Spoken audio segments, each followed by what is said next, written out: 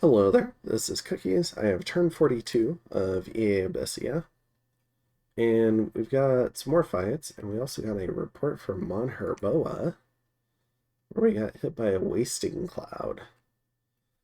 So 36 units were hit, and now 20 are diseased. We also cast Dark Knowledge, didn't find anything, but we did find a burial mound from the other Dark Knowledge. So that's one death gem. And then it looks like there was some fighting in the Copperwoods. So TNG kills some PD. And I think that's where our army is going. So we've got this army here. And we've got, including some cubes.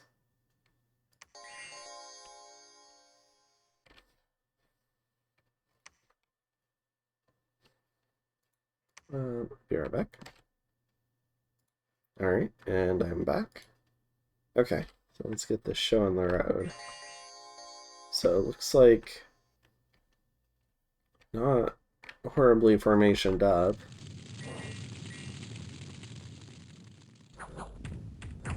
The most dangerous part will be the chariots. Otherwise, the high protection of the Abyssian units should help them do okay.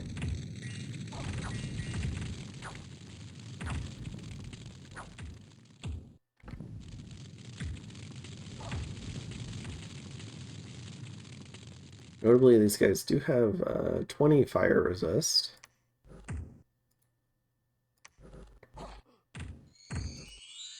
So it can be pretty hard for a magma kid to actually hurt them. But just having the extra targets around is pretty nice.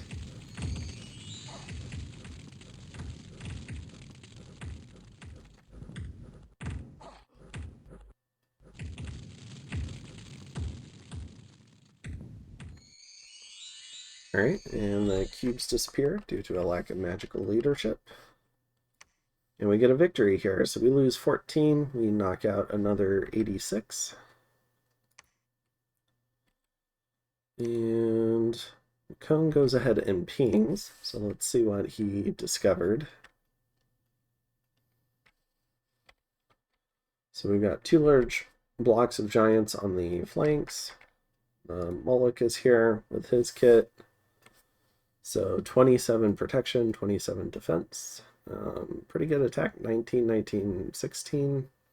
High damage attacks too, so they can likely punch through protection, especially on the Sword of Swiftness, which gets 2 attacks. It's got Hydra armor for regeneration. And yeah, luck and chakras. Bunch of gems. See, so he's regen 20, fear 5, invulnerable 10. Has a bunch of resistances. Has luck, twist fate from the bless. And is a combat caster. Alright. So pretty scary. Super combatant. We have a few scouts here. Let's see, in terms of mages, what we got? A few scouts holding extra gems, it looks like. Maybe a communion.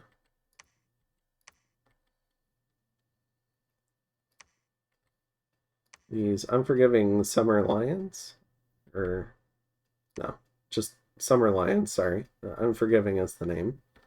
We've got a fire 2, fire 2, fire 2, and fire 2. Strength of the summer. And then we have a couple of Cambion thugs. So this guy's also got the Hydra skin armor, which gives 10% regen. Oh yeah, and then they have regen on the bless, so 20%. Another thug. Another thug. Another thug. Ooh, a lot of gear. Alright, so a lot of fully geared thugs. And maybe some more, maybe some Communion Masters. perhaps. They can probably do a little bit of a turbo communion too. They've all got reasonably high HP. And we've got Antonia the Witch Queen. So Water 4, Earth 1, Nature 1, Blood 2. A cap only mage. Also thugged out. A Cymbeline for Reinvig 5. So yeah, very scary army. Just gonna put that out there. And we'll have to see what the False God can do about it. Let's see. And all right, I think moving. So here we go. So I might have spoiled this one a little bit. We have a much larger elf response than what I expected. So we're looking at a white mage, 3, 6, 9, 12. 12 Jarls and a Vanhurst, and 3 Hangedrots and a Hellcarl. Some of the Hangedrots are twice-born. Not much gear on these, but there is some air gems.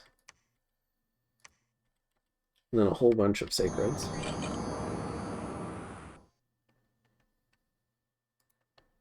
Nothing on the white mage.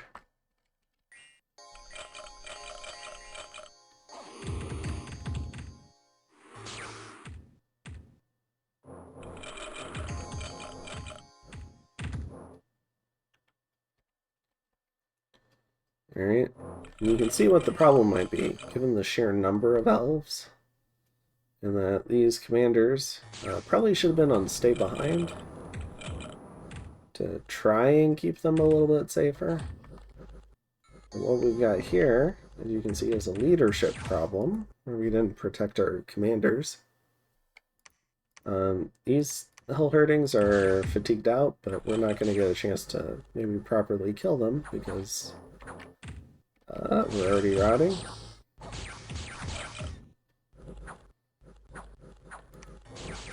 Anyways, it's just too many elves as well. So when I was doing testing between elves with this bless and burning ones with our bless, I think the burning ones can typically win if they're about equal numbers. But if the Hellherdings outnumber them, say like 2 to 1, then it tends to be a kind of swingy fight, so the Hellherdings will end up winning. And it probably comes down to the fatigue issues. So if they can kill the burning ones before they get fatigued out, then they'll do a lot better. So we kill 4, but we lose 14 burning ones. All in all, a little bit of a disaster here. So 3 commanders at 35 gold. 20 guys at 20 gold, so that's 400 gold. 14 guys at 70 gold. So what is it? Like 3 of these guys is like 210. So 200 times, what's that? Let's just call it 5. So maybe close to 1,000 gold. I don't know. I'm probably not doing the math right, but yeah, definitely a significant defeat. And for not a whole lot of gain, although a Hellherding is about the same cost as a burning one. So, yep, feels bad, but this is what happens when you do predictable things. And yeah, I think that's it. So what are we doing for this turn? We had a reinforcement group coming up, but they're going to have to kind of hold up. They can't fight this. Additionally, we're sending some additional troops out to try and send them on the way. We've got a different formation. We have actual Abyssian commanders who can stand inside the infantry where they're a little bit safer. We have more stuff. It's not necessarily better. So we've got 14 more burning ones. And then 44 more with maybe another crew of 7 burning ones. So we have more Abyssians, but these guys are not good. Their attack skills just really bad. Defense skill, I mean, they basically just die. glorified siege chaff, and they're meant for patrolling. These guys are a lot better. 13 attack with a AoE 1, 20 damage fire flare. It's mainly then going to be their combat speed, so they're probably going to get chopped up before they can actually use their fire flare, but if they get to use it, then they'll do pretty well. And we've got our traditional script, Blessing, Prayer of Earth for the reinvigoration, Phoenix Power, and Ally from Below. And yeah, I think that's most of it. In terms of down here, we're going to head up here and protect the fire income. Hopefully TNN can take care of this. And continuing to patrol here, continuing to do Blood Slave Micro. And we're putting up a Dome of Flaming Death, because I've got a lot of very valuable mages in my capital, and I don't want them killed by a random wasting cloud. It probably came from Helheim, but it could have also come from Satis. And so both of them could cast it. Theoretically, if Satis got into the Brightwoods, maybe he could get that down to my capital.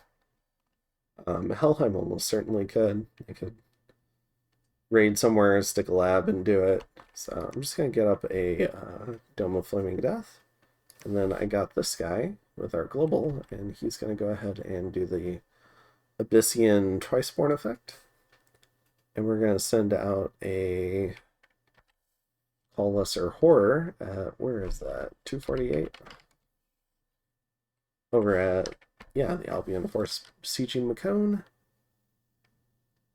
And I think that's most of it.